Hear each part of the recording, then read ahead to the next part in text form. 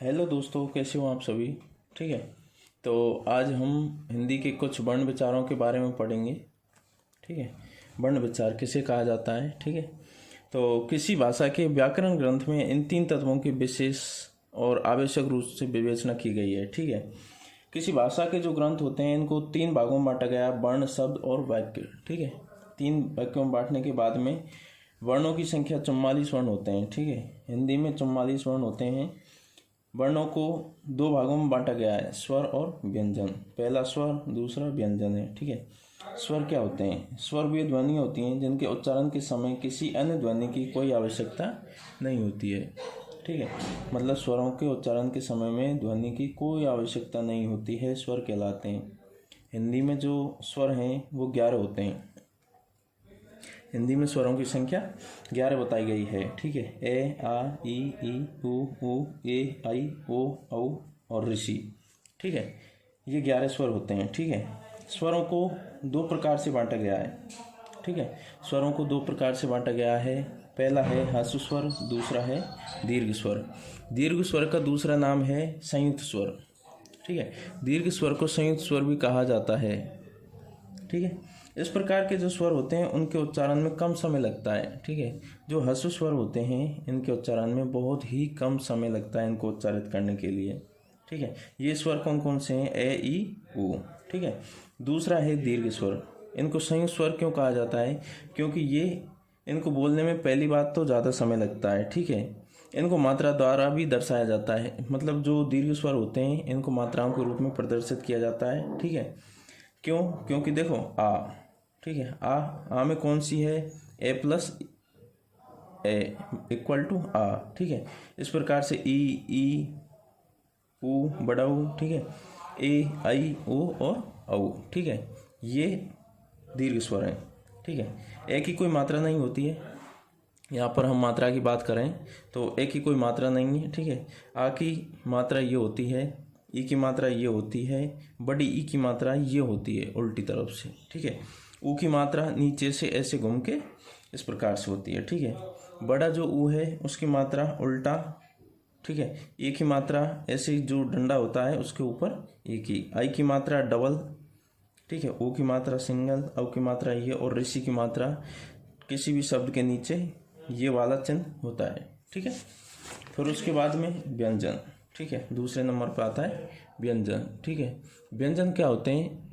जो ध्वनियाँ स्वरों की सहायता से बोली जाती हैं। ठीक है, जो व्यंजन होते हैं वो स्वरों की सहायता से बोले जाते हैं। ठीक है, व्यंजन कहलाती हैं। ठीक है, जब हम कै बोलते हैं, ठीक है, जब हम कै बोलते हैं तो उसमें कै प्लस ए होता है। ठीक है, कै में क्या होता है? कै प्लस ए होता है। ठीक है, स्पर्श, इन्हें 5 भागों में, ठीक है, और स्पर्श, अंतस्थ और ऊष्म व्यंजनों में बांटा गया है। ठीक है, स्पर्श व्यंजन क्या होते हैं? के वर्ग, चे वर्ग, टे वर्ग, ते वर्ग और पे वर्ग के जो सदस्य होते हैं उनको स्पर्श व्यंजन कहा गया है। ठीक है, स्पर्श व्यंजन में के, खे, गे, गे, ने, चे, छे, जे, जे, ने, टे, ठे, डे, डे, ने, ते, थे, दे, दे, ने, पे, फे, बे, बे, में। ठीक है, स्पर्श व्यंजन होते हैं। ठीक है, इनके बारे में मैं डिटेल से आपको आगे बताऊंगा इसी वीडियो में। ठीक है, अंतस्थ व्यंजन, अंतस्थ व्यंजनों की संख्या 4 होती है, ये, रे, ले, वे। ठीक है, ऊष्म व्यंजन। ठीक है, ऊष्म व्यंजन कौन कौन से होते हैं? से, है। ठीक है, इनको बोलने पर ऊष्म बाहर निकलती है। ठीक है, संयुक्ताक्षर। ठीक है, 4 संयुक्ताक्षर कौन कौन से होते हैं? छ, त्र, गे, 3 होते हैं ये। ठीक है, छः किससे मिलकर बना होता है? के प्लस से मिलकर छः का निर्माण होता है। ठीक है, त्रे का निर्माण ते प्लस रे से मिलकर बना होता है। ठीक है, गे का निर्माण जे प्लस ने से मिलकर बना होता है। ठीक है, कैसे होता है? जे प्लस ने।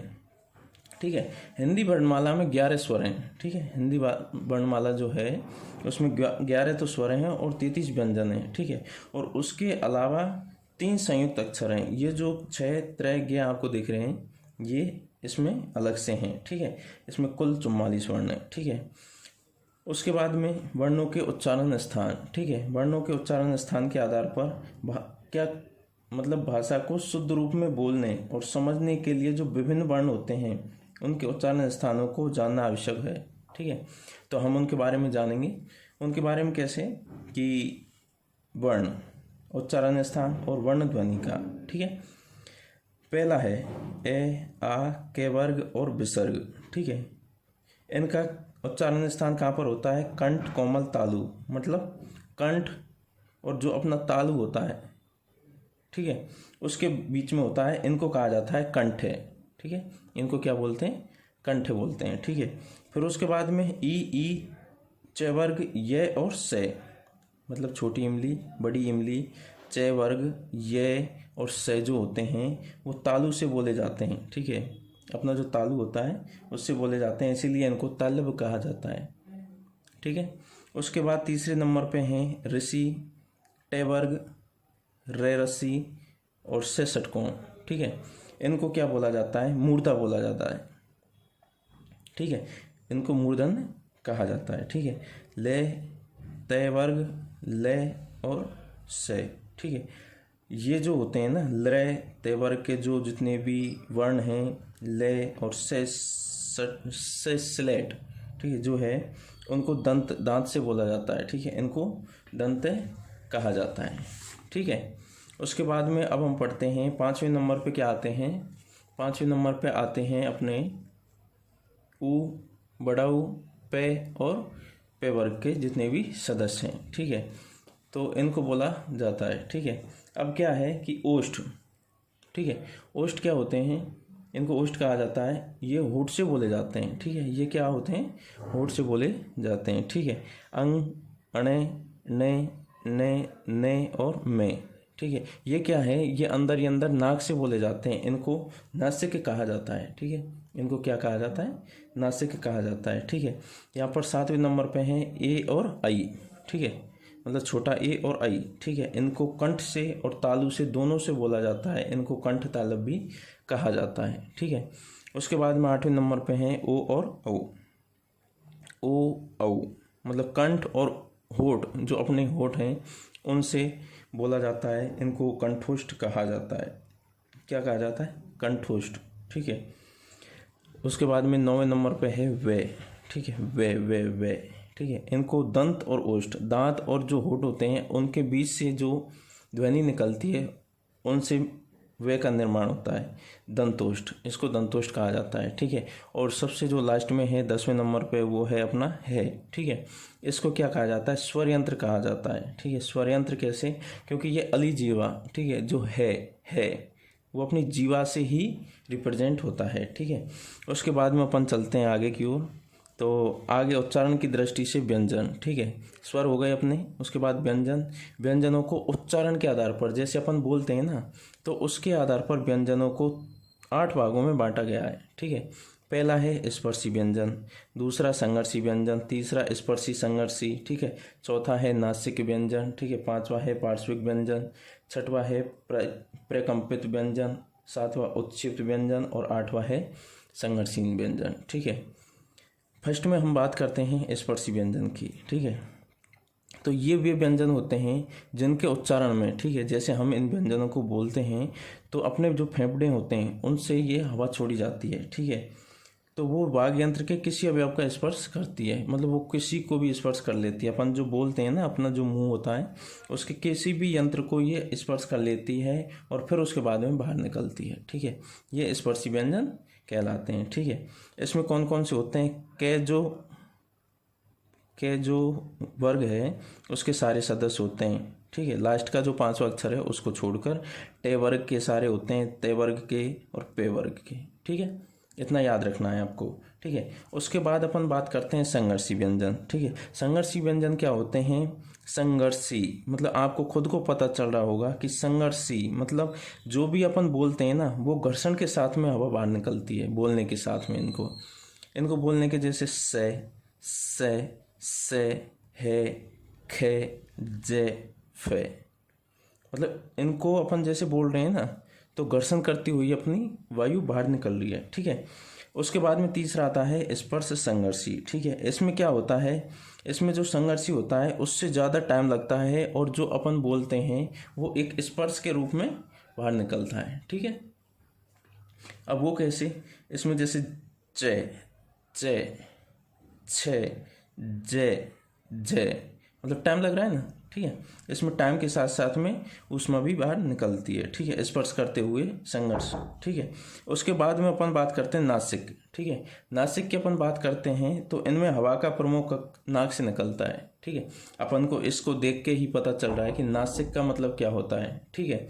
इसमें नाक से बोला जाता है अणे, अणे, अणे, ने, में। मतलब अपन का जो वो है ना, वो नाक से हो रहा है, ठीक है, ठीक है। फिर उसके बाद में है पार्श्विक, ठीक है। इसमें क्या होता है, इसमें जिह्वा का जो अगला भाग होता है वो मसूड़ों को छूता है, ठीक है। जो अपनी जो जीभ होती है, जैसे अपन बोलते हैं, ठीक है, जैसे ले, ले, ले, तो अपना जो अगला भाग है वो मसूड़ों को छूता है और आसपास से इनके साइड से वायु निकलती है, ठीक है। तो ये होता है अपना पार्श्विक। ये एक ही होता है ले, ले, आपको याद रखना है ले, ठीक है। उसके बाद होता है प्रकंपित, ठीक है। इसमें क्या होता है, जिह्वा को 2-3 बार कंपन करना पड़ता है, ठीक है।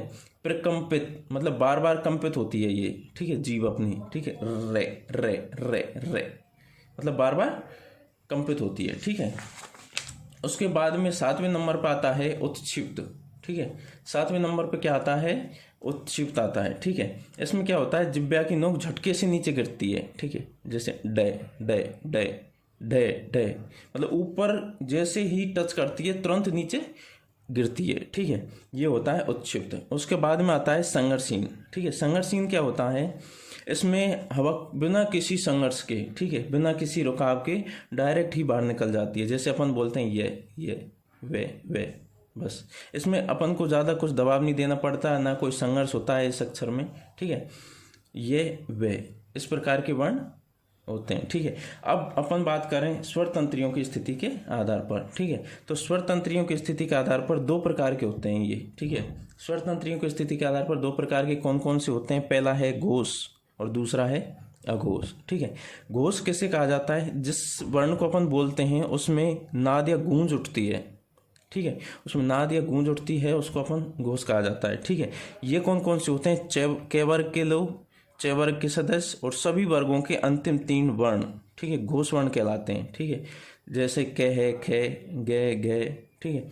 इसका जो भी, ठीक है, वर्ण है क वर्ग के वो सारे, ठीक है, च वर्ग के सारे, ठीक है। उसके बाद में जो टे वाला है, ते वाला है, पे वाला है, उनके 3 वर्ण, ठीक है, अंतिम के लास्ट के, ठीक है। इनकी संख्या 31 होती है, ठीक है। घोष जो होते हैं उनकी संख्या 31 होती है। फिर उसके बाद में होते हैं अघोष, ठीक है। इनको बोलने पर कोई कंपन नहीं होता है, ठीक है। अघोषों को बोलने पर कंपन नहीं होता है, सभी वर्गों के पहले और दूसरे वर्ण होते हैं ये, ठीक है। इनकी संख्या 13 होती है, ठीक है। ये 13 संख्या होती है इनकी, ठीक है। उसके बाद में अपन आते हैं श्वास वायु के आधार पर, ठीक है। श्वास वायु के आधार पर अपन 2 प्रकार के होते हैं ये, ठीक है, अल्प प्राण और महाप्राण। श्वास वायु के आधार पर मतलब जैसे अपन श्वास के द्वारा बोलते हैं तो कितना टाइम में जो शब्द है वो मुंह से बाहर निकल रहा है अपने, ठीक है। तो उसके आधार पर 2 प्रकार हैं इसके, अल्प और महाप्राण।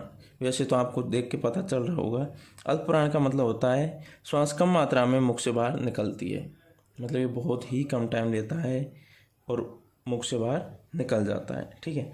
के वर्ग, च वर्ग का पहला, तीसरा और 5वां वर्ण, ठीक है। उसके बाद है महाप्राण, ठीक है। महाप्राण क्या होता है, श्वास सबसे अधिक मुंह से बाहर निकलती है, ठीक है। जो अल्प प्राण है उससे ज़्यादा समय में यहाँ पे मुख से बाहर श्वास निकलती है, ठीक है। प्रत्येक वर्ग का दूसरा और चौथा वर्ण प्रत्येक वर्ग का दूसरा और चौथा वर्ण, ठीक है, ये है। अब हम बात करते हैं इनको देवनागरी लिपि के निर्धारित मानक रूप में कैसे व्यक्त किया जाता है, ठीक है। पहले जो मैंने वीडियो बनाई है उसमें आपको बताया है देवनागरी लिपि क्या है, ठीक है। वो सारी चीज़ें मैंने आपको बता दी, आप जाके एक बार चेक कर सकते हो, ठीक है। तो फिर उसके बाद में देवनागरी जो लिपि है उसका निर्धारण, ठीक है, मानक रूप, ठीक है, वो क्या है, स्वर, ठीक है। स्वर को ए, आ, ई, बड़ी ई, छोटा ऊ, बड़ा ऊ, ऋषि, छोटा ए, आई, ओ और औ, ठीक है। कुल जो हिंदी में हैं वो 11 स्वर हैं, ठीक है। स्वरों की संख्या 11 हैं, इनकी मात्राएं हैं, ठीक है। एक ही कोई मात्रा नहीं होती है, ठीक है। आ की ये मात्रा होती है, ई की ये डंडा करके इधर की साइड से, लेफ्ट साइड से, ठीक है। बड़े ई की ये डंडा करके राइट साइड से, ठीक है। ऊ की ये उल्टा हुआ लेटा हुआ गांठ, ठीक है, ठीक है। उसके बाद में बड़ा ऊ की ये उल्टी तरफ से, ठीक है। ऋषि का ये किसी भी शब्द के नीचे रे रे, ठीक है, ऋषि का है, ठीक है। ए की मात्रा ये होती है, आई की ये होती है, ओ की ये होती है और औ की ये होती है, ठीक है। उसके बाद में 11 स्वरों के बाद में अनुस्वार, ठीक है। आपने पढ़ा होगा, ठीक है, आपने छोटी कक्षा में पढ़ा होगा कि अनुस्वार, ठीक है, किसी भी संख्या के ऊपर जो ये बिंदी होती है ना, इसको अनुस्वार बोला जाता है। अंग अंग, ठीक है। विसर्ग क्या होता है, किसी भी अक्षर के बाद में लगता है, जैसे ए है, ठीक है, ये विसर्ग होता है अपना, ठीक है। अनुनासिकता जो चिन्ह होता है वो क्या है, ठीक है। अनुनासिक चिन्ह क्या है, ये, ठीक है, ये अनुनासिक चिन्ह है जिसको चंद्र बिंदु भी बोला जाता है, ठीक है। अब हम बात करते हैं व्यंजन, ठीक है। व्यंजन कितने होते हैं, ठीक है। तो स्वरों को 11 स्वरों को छोड़कर जितने भी आपको के खे गे गे ने चे छे जे जे ने टे ठे डे डे ने ते थे दे दे ने पे फे बे भे में ये रे ले वे से और से है, ये क्या होते हैं आपके व्यंजन होते हैं। कुल 33 व्यंजन होते हैं आपके ये, ठीक है, हिंदी में। उसके बाद में संयुक्त व्यंजन होते हैं 4, ठीक है। संयुक्त व्यंजनों की संख्या कितनी होती है, 4, ठीक है। छे त्रे गे और श्रे, ठीक है, संयुक्त व्यंजन। ये क्या होते हैं, 2 अक्षरों से मिलकर बने होते हैं, ठीक है। 6, जैसे कि मैंने अभी इसी वीडियो में आगे पढ़ाया था कि 6 किससे मिलकर बना होता है, त्रे तय प्लस रे से गे, ठीक है, ये सारी चीज़ें बताई मैंने। उसके बाद है हल चिन्ह, ठीक है।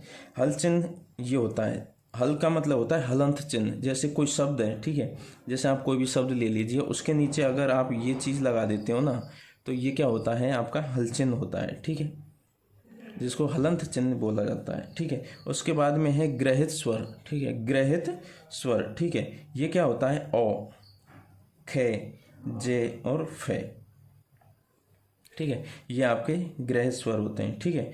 तो दोस्तों ये वीडियो आपको अच्छा लगा हो तो आप इस चैनल को सब्सक्राइब कीजिए, ठीक है, और लाइक कीजिए वीडियो को, जितना ज़्यादा हो सके अपने दोस्तों तक शेयर कीजिए, क्योंकि मैं आपको बहुत ही जल्दी छोटी छोटी ट्रिक्स और बहुत ही अच्छी क्लासेस लेकर आने वाला हूँ, ठीक है। तो प्लीज़ आप इसको सब्सक्राइब करना ना भूलें और जल्दी से अपने दोस्तों को शेयर करें और सभी देखें, ठीक है। बाय।